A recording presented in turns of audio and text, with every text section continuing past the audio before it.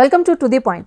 ధాన్యం కొనుగోలుకు సంబంధించిన నిబంధనలపైన బుధవారం నిర్వహించిన ప్రీ బిడ్ మీటింగ్లో వ్యాపారులు మిల్లర్లు కూడా పలు అభ్యంతరాలు వ్యక్తం చేసినట్టుగా తెలుస్తోంది.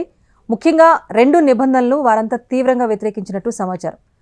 గత యాసంగికి సంబంధించి 35 లక్షల టన్నుల ధాన్యాన్ని గ్లోబల్ టెండర్ల ద్వారా కొనుగోలు చేయాలని పౌర సరఫరాల సంస్థ నిర్ణయించిన విషయం తెలిసిందే. అయితే దీంట్లో భాగంగా ఇప్పటికే నోటిఫికేషన్ జారీ చేసిన సదరు సంస్థ బుధవారం పౌర సరఫరాల భవన్లో కమిషనర్ డిఎస్ చౌహాన్ ఆధ్వర్యంలో ఆసక్తి గల వ్యాపారులతో ప్రీ బిడ్ మీటింగ్ను నిర్వహించింది. అయితే వరుసగా 3 ఏళ్ల పాటు వార్షిక టర్నోవర్ 200 కోట్లు ఉండాలని అర్హతల్లో ఒక నిబంధన పెట్టింది. అది కూడా నిత్యావసర సరుకుల వ్యాపారం అంటే కమోడిటీస్ ట్రేడింగ్లో మాత్రమే ఉండాలని మెలికిపెట్టింది. దీనిపైన రాష్ట్రంలో మిల్లర్లు అయితే తీవ్ర అసహనం వ్యక్తం చేస్తున్నారు.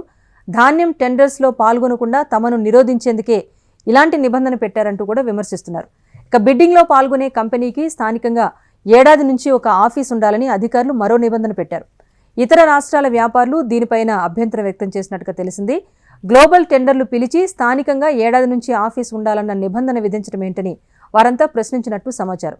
దేశవ్యాప్తంగా ఎక్కడైనా వ్యాపారం చేసే తాము ప్రతి రాష్ట్రంలో కూడా కార్యాలయాన్ని ఏర్పాటు చేసుకోలేం అంటూ కూడా వారు తెలిపినట్టుగా తెలుస్తోంది.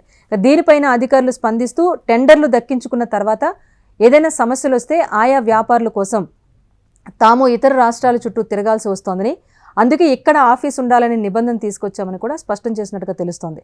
అయితే మొత్తానికి ఈ ప్రీ బిడ్ మీటింగ్కి సంబంధించి వ్యాపారులు అయితే తీవ్ర అసంతృప్తి వ్యక్తం చేసినట్లుగా ఇప్పటి వరకు ఉన్న సమాచారం. మరి చూడాలి ధాన్యం కొనుగోలుకు సంబంధించి దీనిపైన ఎలాంటి డెసిషన్ వస్తుందన్నది.